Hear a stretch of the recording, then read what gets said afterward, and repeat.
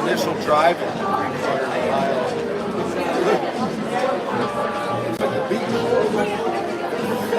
There's sandboxes with little tiny knives.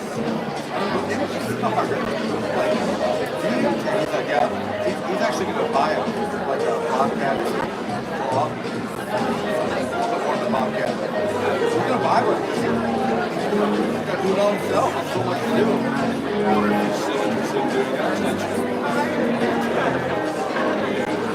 Oh, Jack. Oh, you see that? Oh, no.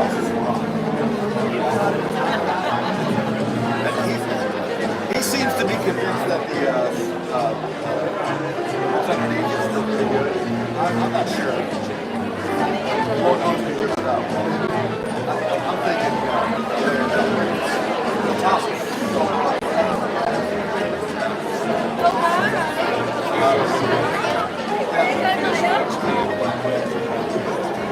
Oh, cool.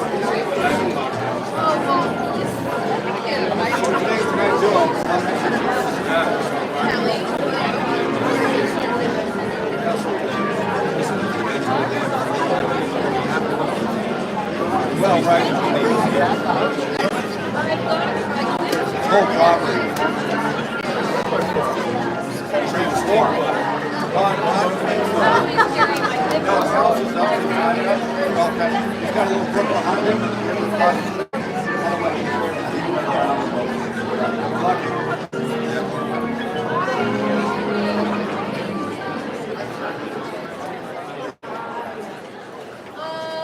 Good morning and welcome. Thank you all for being here this morning. For those that don't know me, my name is Karen Burns, and I work in the advancement office here at Gould, and we are so excited to have you all here to join us for the Spring Family Weekend and our Family Assembly. So on behalf of the whole team, I want to thank you for coming, and to you parents, I want to thank you for sharing your incredible children with us. We are so lucky to get to work with them each and every day. This morning we have a jam-packed hour full of speakers and performances, so I'm just going to jump right in and get started. So to start us off, I have an announcement from Katie Keogh, who is going to update us on the results of Notch Night.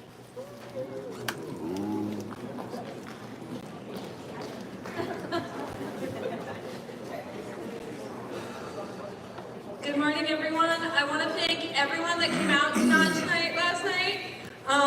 These results are proof that you can be small but mighty, and participation really counts. So in 5th place, we have Pinkham Notch with 1,000 points. In 4th place, we have Crawford Notch with 1,200 points. In 3rd place, we have Mahoosic with 1,350 points. In 2nd place, we have Grafton with 1,550 points. And in 1st place, we have Evans Notch with 2,450 points. Congratulations, Evans Notch. Please come see us at Casino Night tonight for your bonus raffle tickets. If you participated. Attendance was taken. Oh, look at that. All right. Next up, I'm going to invite Mr. Smith to the stage, our head of school, to welcome you this morning.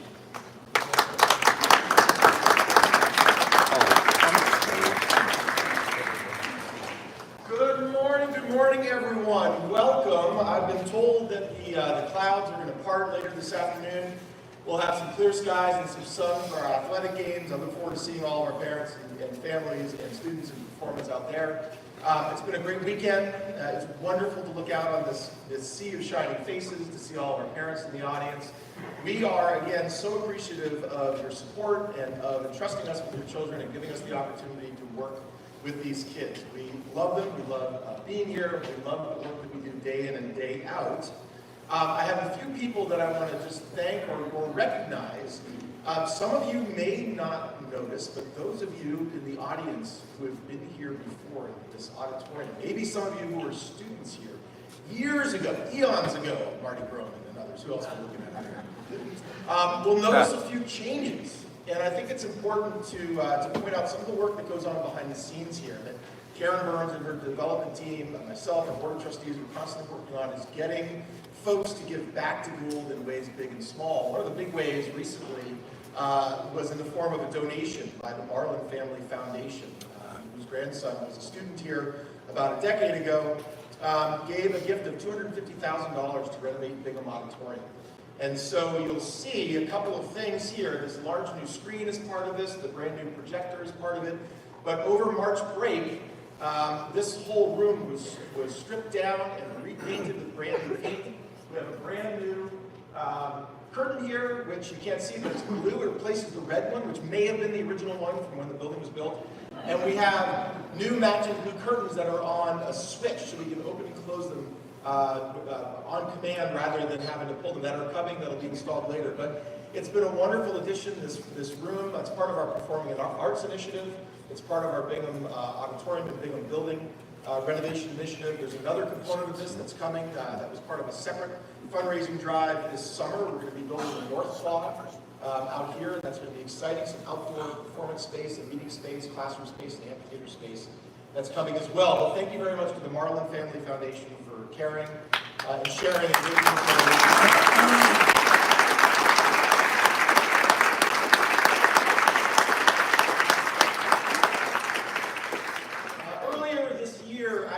Assembly on gratitude and determination. Both concepts have been things we've been talking about a lot this year. Gratitude, the importance of practicing gratitude. Being a caring person is not something that always happens naturally. You actually have to work at it, just like other things in your lives. And that force of determination is such an important component, such an important piece that carries us through hard times and good times. And these two pieces go together. I shared an anecdote, and I'll recount it briefly for our parents in the audience. They did a study, a number of social scientists did a study a few years ago on happiness, and how do we build happiness, and what builds happy people. And they went out into the street, and they had two different test groups in this. And they gave them each a small amount of money, $5, $10, it wasn't very much. And said, you, in the next 24 hours, we want you to go out and do something with this money. In one group, they said, we want you to go out and do something for yourself. Get yourself a nice cup of coffee. Go buy a little gift that'll make you happy. To the other group, they said, we want you to take this money, and we want you to do something for somebody else. They measured people's happiness quotients before the experiment. They asked them on a scale, how happy would you rank yourself? And when the respondents came back, they measured it again. And the group that spent the money on themselves, there was no change in their happiness index, no change. The group that spent the money on other people, that did something for somebody else, their happiness quotient went up. It went up. And so it's a story, it's a lesson that we can learn from about what it means to be both a happy person, to practice gratitude. It's not something that just happens naturally, but we have to work at it, we have to remember to do it, we have to look for opportunities to be thankful and to share our appreciation and share care and concern for others on a daily basis. And we talked a lot about the little things that make this up. The power of a smile, just a smile or a kind gesture or welcoming someone. These are the little things that don't cost anything, but they pay back in dividends both for the other person and for ourselves. So the charge that I had to the school was that it's the little acts of kindness that make the biggest difference, and to practice gratitude every day, curiosity, creativity, courage, and kindness, which are our core values. And we embodied both this concept of gratitude and also determination in the form of a new award. And you may have seen some of these awards on Instagram over the course of the year. It's the Moxie Award. Does everyone here know what Moxie is? Yes, Timmy, what is Moxie?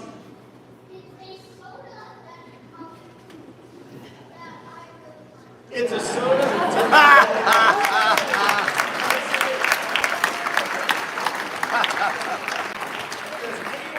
anyone here know where Moxie comes from? Yes, Mr. Hayward. Lisbon, Maine. It was invented by a doctor in Lisbon, Maine. It is the Maine state soda, and it is dark in color like the waters that wind through our state. Some say it tastes like the water that winds through our state. I find it delicious. I think most people do. But the term Moxie, it actually means force of character, determination, or nerve. And Moxie, this is one of the places where life imitates art. Moxie actually, that word, that when we think of that, determination, nerve, force of character, actually comes from the soda itself. Some of the early advertising of Moxie promoted this as a health drink. And I'm reading from some of the ads. Moxie, enjoy a lift the healthful way. Moxie, nerve food. In a most healthful drink, strengthens the nerves and gives you a good appetite. And here was another branding, early branding opportunity.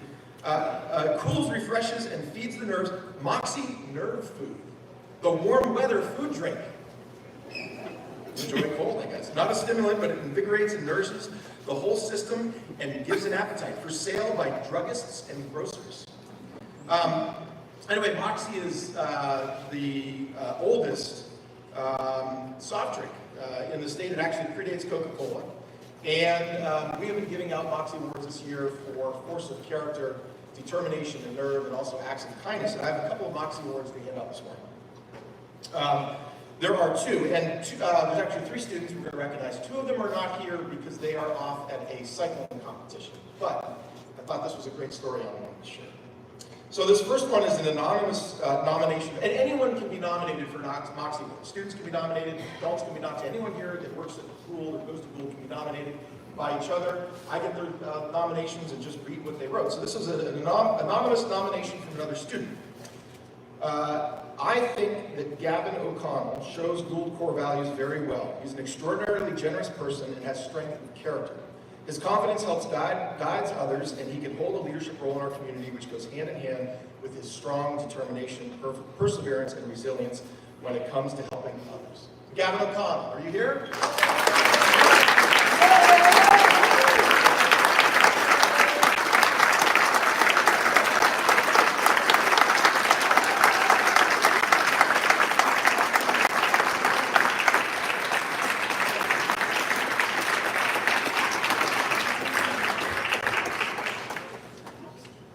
By the way, not everyone agrees with me about how delicious Moxie is, so Gavin, if that's not your flavor, you can recycle it. We'll give it out at the next awards ceremony, or Timmy might want it.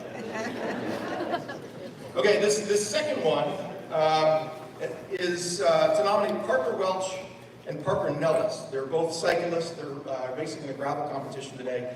This was nominated by Greg Gilman, who's our brand manager and chief storyteller. So I want to nominate Parker Welch and Parker Nellis for Moxie Awards. They were off campus, and my son Marshall was at Davis Park with deflated bike tires. They rode by, recognizing that he was having trouble, and ran right up to offer assistance and help him out. I wasn't there, so I don't think they even realized who he was, just displaying a selflessness and willingness to help fellow humans. I'm proud of both of them. They are great ambassadors for the school out in the world and can proudly display their Gould kits. So congratulations, Parker.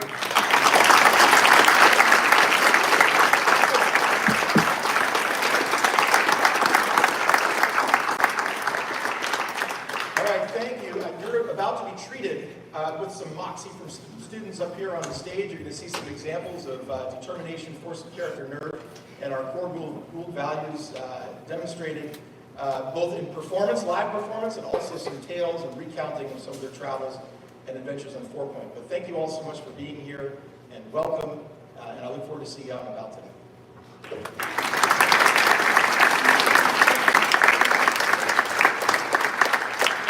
Thanks, Al. As many of you know, 4-Point is a very important part of the Gould experience, and most of our students have completed a month of truly transformational experiences and have learned a great deal about themselves and about the world.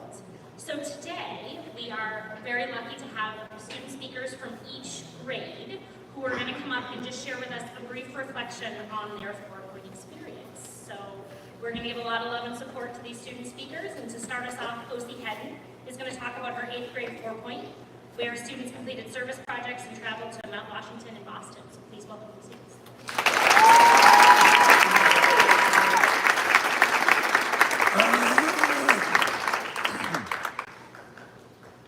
Hi, I'm Osi Hedden, and I'm in 8th grade, and I'm going to talk about 8th grade 4-Point. Our 8th grade 4-Point is a great chance for Gould's younger students, the 8th graders, to try out all different components they'll experience later in their Gould career. Our 4-Point was only 5 days, but we fit a lot into those 5 days. We started with a trip to Mount Washington. Well, those students who you'll hear from in a bit have an intensive wilderness experience. We just went to the woods for 1 day. We weren't camping. Instead, we went up the base of Tuckerman's Ravine in the snowcat and had the option to ski down from the ranger station to pick up Notch. We learned about snowpacks, how to use the avalanche beacons, and test for snow stability. We did a very treacherous yet short walk to Hillman's Highway to see the forest damaged by past large avalanches. The next day, we met Kathy DeCoco, who showed us how she makes gelato. We got to try some as well, and it was absolutely delicious. I learned that there's a lot more science to it than I expected. It took a lot of heating up and cooling down and whisking, and if it wasn't the right temperature, the eggs would scramble and the whole batch would be lost. After that, we met with Maine Adaptive, where they were generous enough to show us the special equipment they use on Sunday River's beginner trails. I even learned how to snowboard with them, which was my favorite part of the trip. Then our group went to Boston. You might think that the trip to Boston with 8th graders would entail a bunch of sightseeing. We did a little bit of that, heading to the Harvard Museum of Natural History and the aquarium, but the focus of our trip was something different. We went to Boston to work with AFH. AFH stands for Artists for Humanity. Artists for Humanity is a group of people who help teenagers do art. They provide a space, some training, and then help the teenagers sell their art. They also make $15 an hour while they're working on that. The place was really cool because the art was everywhere. We were there to paint a mural for Maine Adaptive. We met with Maine Adaptive and AFH before we went there to start the plan. We gave them an idea for the mural. They drew the lines and we painted it. We were free to paint it however we wanted, and it turned out looking pretty good. The mural is in our library this weekend, so feel free to take a look. We'll give it to Maine Adaptive on Tuesday. Also, when we were in Boston, we went to the aquarium. I decided that I wanted a pet seal because they're so cute, but I'm not sure my dad would agree. It was a cool project because the space was really neat and we had already worked with Maine Adaptive a little.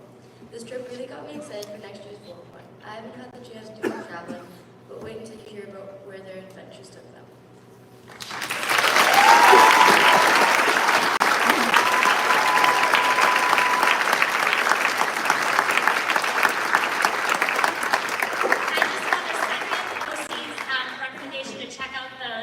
Mural in the library if you haven't seen it yet. It's truly incredible, so if you get a chance, swing by there today. Next up, Toby McGuire is going to share a bit about their 9th grade travel experience, where they traveled abroad to Costa Rica.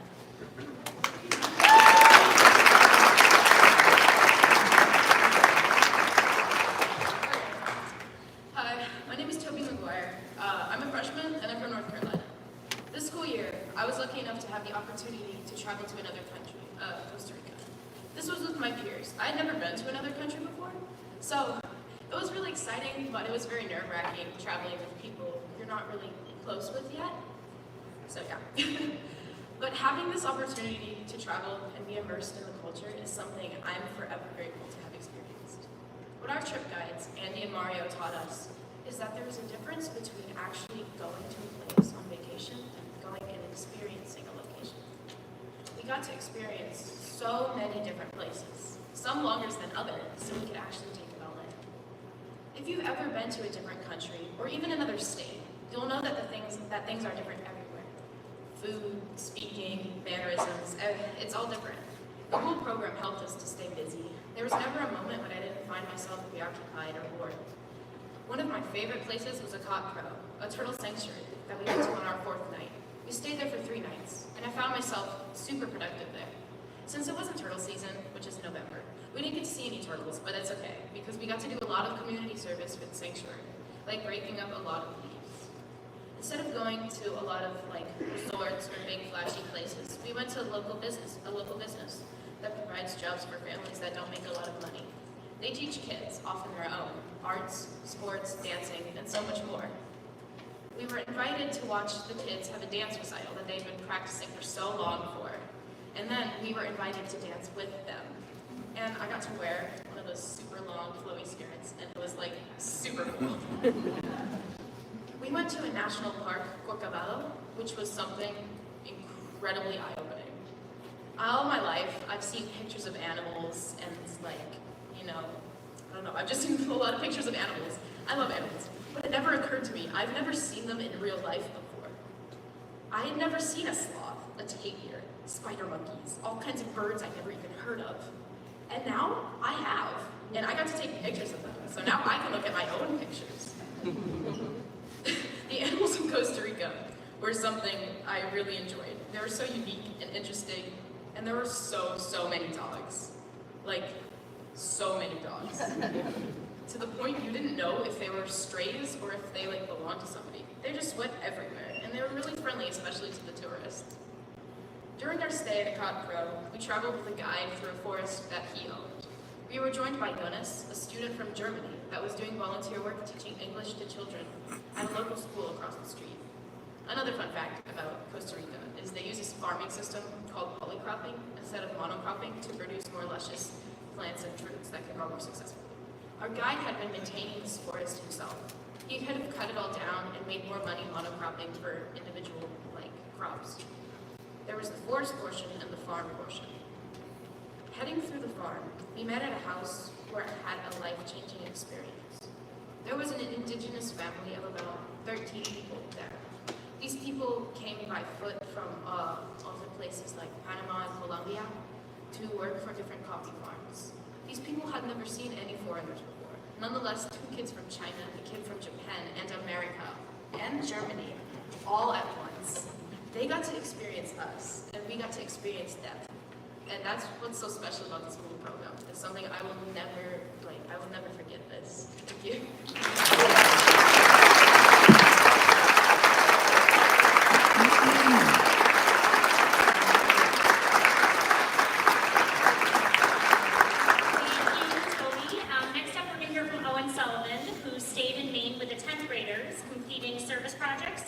Closely with professional artists and makers for workshops.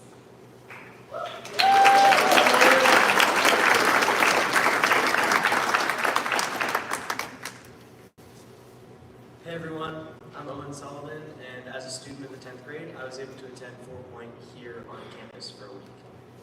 Coming into this week, I was excited, but expecting to be a little bit underwhelmed, as I already spent 13 hours on campus every day of the week.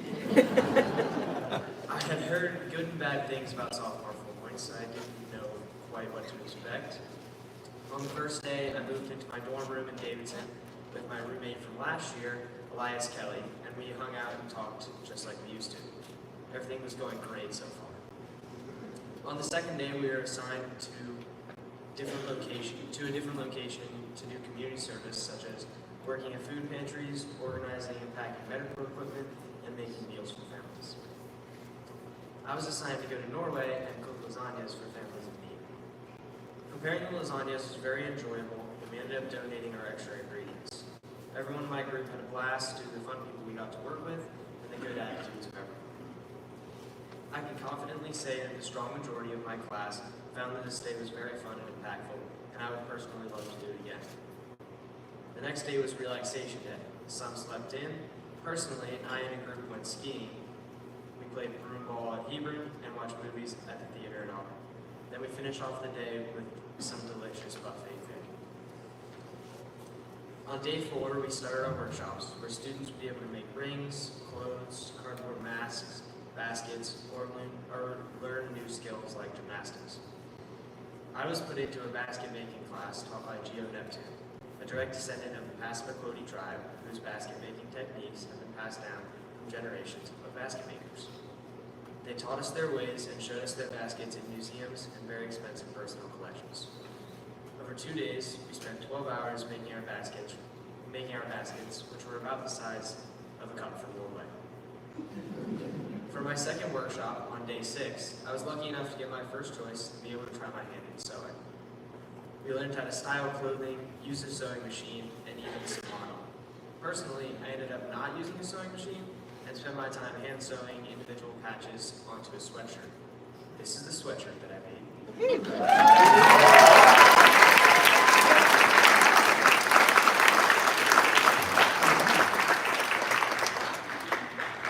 It has 45 individual patches and took me about 15 hours of hand sewing over the 2 days.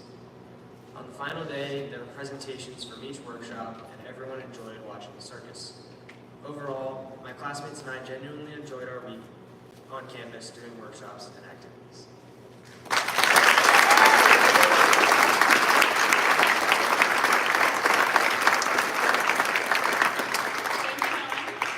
Next up is Carter Willis, an 11th grader who's going to share more about her experience winter camping for 8 days during junior 4 point. Carter.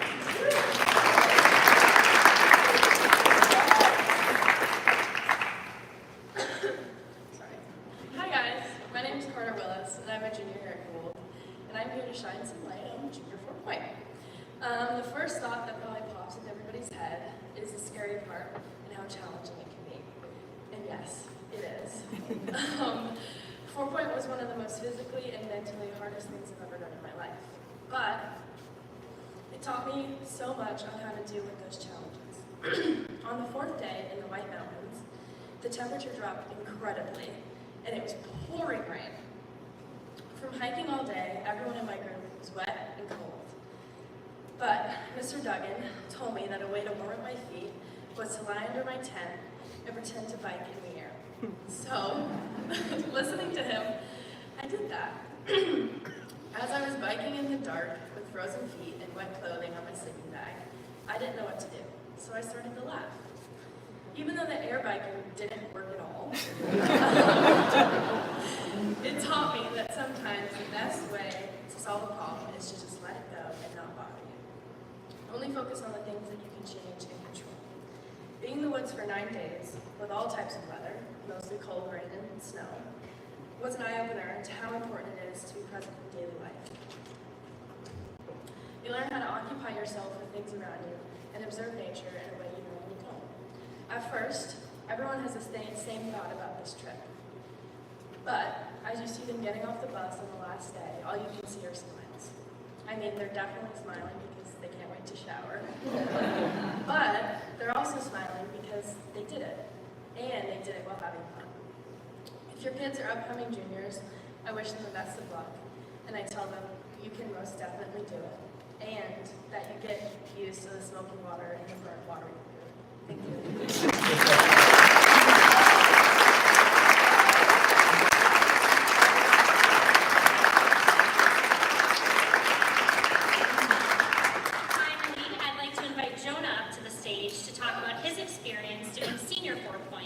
In their senior year, Gould students are invited to do projects of their choice. Jonah chose to make a documentary about one of Gould's signature programs, the Ski Patrol. So we're going to hear from Jonah, and then we're going to watch the first few minutes of the documentary.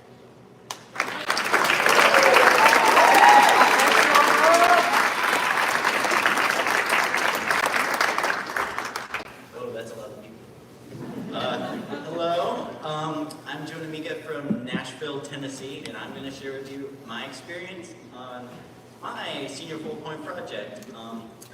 And for many of you parents, you may not know what we really do in these projects, and well, it's really up to you. Anything your heart desires. I want to do a project where I could learn, certain film skills, editing skills, and even a bit of storytelling. So I chose to do a mini ski patrol documentary on our amazing Gould Academy ski patrol program down at Sunday River. I was very nervous starting out, because I've like never used any high-end software ever to do anything. But you know what? I overcame that, and bit by bit, shout out to my brother, who actually majored in film in college. He helped me so much. He gave me tips on how to start out. He made it better, and also thanks to Mr. Gilman, who also looked over my footage and gave me some tips. And I will say it's very interesting to see how the ski patrollers, like, it's amazing. Like, I've always wondered how they can learn so many different skills and just continue to learn more skills after that and practice them for months and even years if they continue to do it. And one of my favorite parts of the project was definitely being able to ski with the patrollers and also getting to film them on camera. Because of all the hard work they do and because they just look so awesome in their red jackets. Although there were many parts of this project that were fun, I would say the most fun thing was how much I learned. And yes, learning can be fun if you enjoy what you're doing. At first, as I said, I was really scared, but towards the end, I was pretty proud of myself for learning how to do filmmaking, editing, all that stuff, even if my skills were pretty basic, I would say. But in the words of my brother, who now teaches TV and film at high school, holy smokes, bro, this is better than most of my students. That's right, I finally know what J and L cuts are. But anyways, that is my senior focal point. And for any of you juniors, I would probably say, juniors, upcoming seniors, be ambitious and do something you like. I remember at the beginning of the year, there was someone who was with a few of us. Her name was Bubbly Brooke, and she was like, what word would you describe yourself this year? And I was like, I want to be ambitious this year. And I think I did that pretty well. So anyway.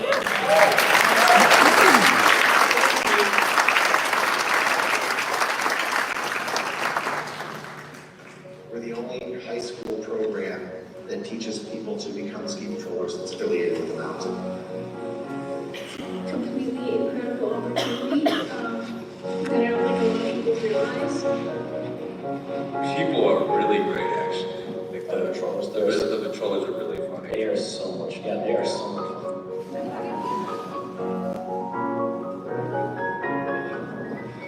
So my name is Doug Alford. I'm the director of the Gould Academy Ski Patrol Program, and this is my 26th year on Sunday Rivers Patrol and 27th year working with the patrollers in Gould. And what got me involved in it was sort of a lifelong interest in first aid and first responder. I took my first aid class at 14 in high school. I took a Red Cross first aid class, and I've been kind of focused on it ever since.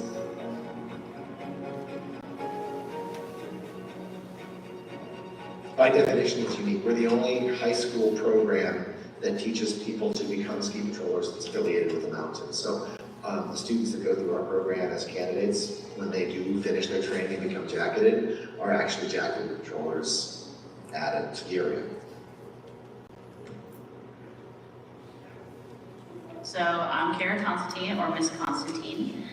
I have been working as a patroller at Sunday River for, I believe, 8 or 9 winters at this point. I've lost count. And this is my 3rd winter with the Gould program as well.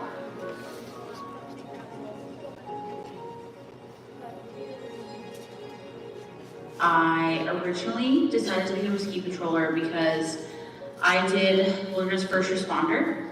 And so I got that credential over the summer, and I knew that if I wanted to maintain my skills, I needed to employ them somewhere. And so it kind of seemed like a good fit to be a patroller. I like to ski, I like to be outside, and I had all of this, like assessment skills, patient assessment, and kind of a desire to help people.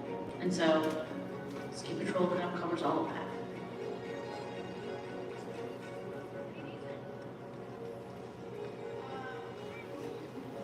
There are people who graduate from here, go to college, finish college, and then become professional ski patrollers. There are 2 area foremen right now in Sunday River who are graduates of the Gould program, and they're professional ski patrollers, area managers. The cool thing about the Sunday River Patrol is there are people on it who have been doing it for, easily over 20 years. And it's a role that I think you can grow into different aspects of it, right? You can become a trainer, so you can start training people who are new to the program. You can take on various leadership roles within it. We have area foremen who kind of run each specific zone on the hill. And so I guess I would say the more comfortable you get kind of with each aspect of your ski patrol job, then you can kind of extend and you can do more advanced things, you can challenge yourself. It's really neat in that you can continue to challenge yourself.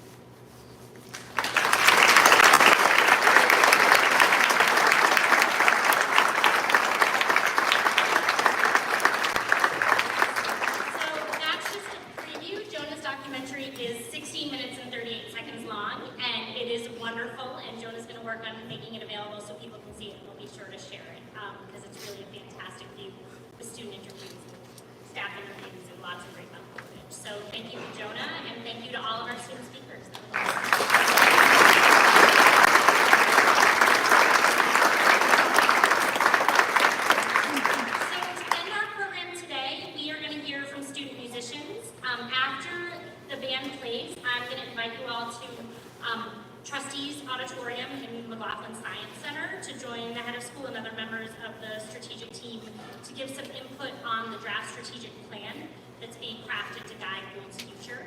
If you attend that session, you still have plenty of time to get lunch, or you're invited to join us and we'll break for lunch immediately after assembly. So now I'm going to invite the man, the myth, the legend, MC to stage to introduce our student musicians.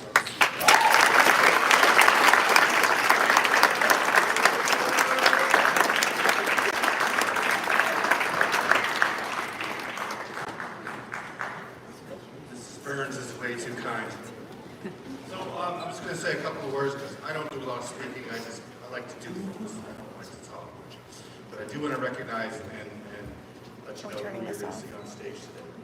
This is the Thursday Night Band, who can play anything from Herbie Hancock to Fleetwood Mac. These guys are extremely versatile, amazing young musicians that I have the privilege not only just to work with and teach, but I get to play with them too. It's really fun. We're going to start with, we got Maeve, who's a freshman. She's going to be singing for you tonight. We have 2 sophomores. We got Brandon and Henry. And we got 3 seniors. Seniors! Okay, it's getting there. We're getting close. So we're getting there. It's good. Pretty good. The seniors are Mary and David and Polly. And Mr. Alfred will be joining us on guitar, who's been a great addition to the band and has added some amazing energy and musical ideas. I usually just direct the band, but a shout out to Molly Crows, senior. Molly's sick and couldn't be with us. She's our bass player. So thus the rolling keyboard, I will be covering the bass parts. And we are thrilled. We're going to do 3 numbers for you. We're going to play some Fleetwood Mac, Grateful Dead, and what's the other one? Come on out, guys. All right. Okay.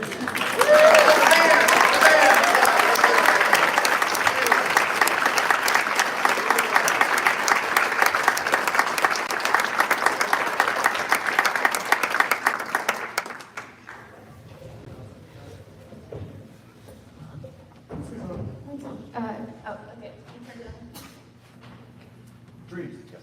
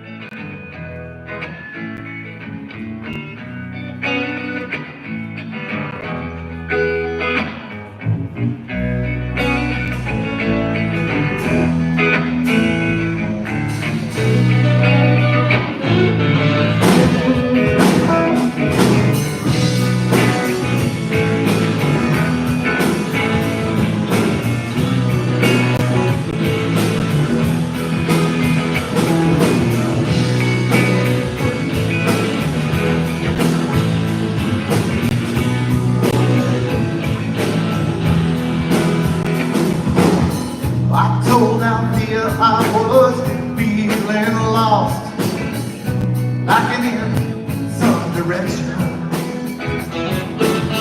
How he told me on scrutiny that my back might need protection. I told Althea that tragedy was tearing me limb from limb. Althea told me now, cool it down, boy. Settle back, easy, Jim.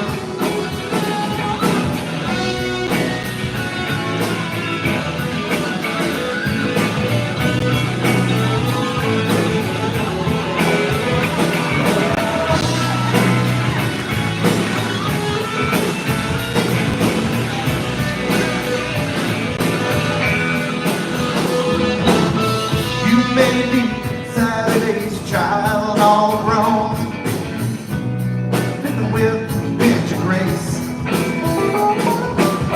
You may be a clown on the burying ground, or just another pretty face. You may meet the fate of Ophelia, sleepers and protected dreams. Honest to the point of recklessness, self-centered in the extreme.